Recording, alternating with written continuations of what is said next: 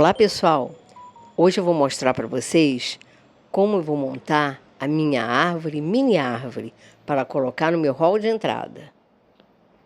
Você pode usar na sala de estar, na cozinha, nos quartos, em qualquer lugar da casa. Essa mini árvore tem 60 centímetros de altura e eu comprei na Shopee. Foi super baratinha e vocês vão ver como vai ficar linda. Eu aproveitei as fitas e os enfeites que eu já tinha em casa do ano passado. Vamos assistir o vídeo? No final, você me conta o que você achou.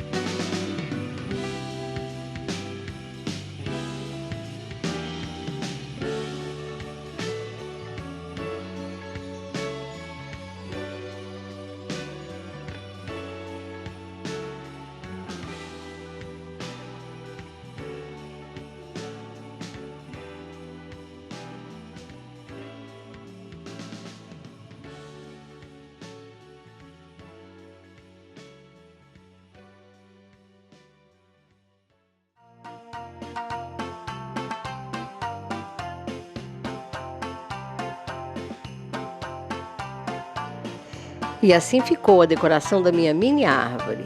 Espero que você tenha gostado. Se gostou, agradeço seu like, compartilhe esse vídeo com seus amigos, inscreva-se no canal para não perder mais nenhum vídeo. Obrigada por ter assistido até aqui. Te aguardo no próximo vídeo. Até a próxima!